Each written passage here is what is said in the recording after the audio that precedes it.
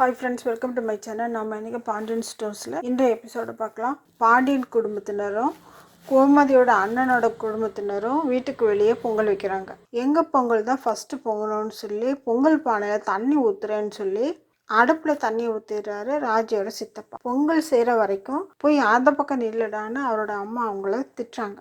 ராஜி, மீனா, மயில் 3 பேரும் தனித்தனியாக பொங்கல் வைக்கிறாங்க. இதை பார்த்தா ராஜியோட சித்தப்பாவுக்கு பொறாமையால் வயிறெல்லாம் எரியுது.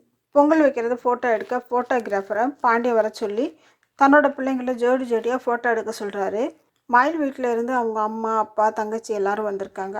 மயிலோட அம்மா அவங்க பங்குக்கு, மயிலே உன்னோட பணம் தான் ஃபஸ்ட்டு பொங்கணும்னு சொல்கிறாங்க. போமா, யார் பணம் பொங்குனா என்னன்னு மயில் அப்பாவையே சொல்கிறாங்க.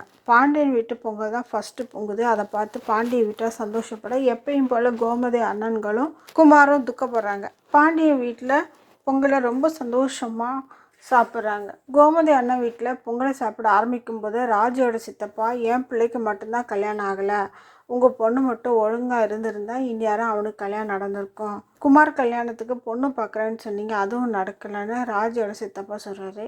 நான் குமாருக்கு பொண்ணு பார்க்க சொல்லியிருக்கேன், சீக்கிரமாக குமாருக்கு கல்யாணத்தை நடத்திடலாம் அப்படின்னு ராஜியோட அப்பா சொல்கிறாரு. வெளியில் போன பாண்டிய உற்சாகமாக வீட்டுக்கு வந்து எல்லாரையும் கூப்பிட்டு இன்றைக்கி ஒரு நல்ல விஷயம் நடந்திருக்குன்னு சொல்ல ஆரம்பிக்கிறாரு. வழியில் ஒருத்தவங்கள பார்த்தேன், அப்படியே பேசி பேசி அவங்க யாருன்னா என்னோடய பெரியம்மா பொண்ணா, இன்றைக்கி என் அக்காவை பார்த்துட்டேன், நான் ஒன்றும் அனாதை கிடையாது, எனக்கு நிறைய சொந்தக்காரங்க இருக்காங்களாம் அப்படின்னு ரொம்ப சந்தோஷமாக சொல்கிறாரு. எங்கள் குலதெய்வம் கோயில் மதுரை கிட்டே இருக்கான், அங்கே எங்கள் குடும்பம் மொத்தமாக பொங்கல் வைக்கிறாங்களாம், எங்கள் அக்கா என்னையும் கூப்பிட்டாங்க, நாளைக்கு காலையில் நாம் குலதெய்வம் கோயிலுக்கு போகிறோன்ட்டு சொல்கிறாரு. நீங்களும் எங்கள் கூட கோயிலுக்கு வாங்க சம்பந்தின்னு மயிலோட அப்பா அம்மாவை கூப்பிட்றாரு.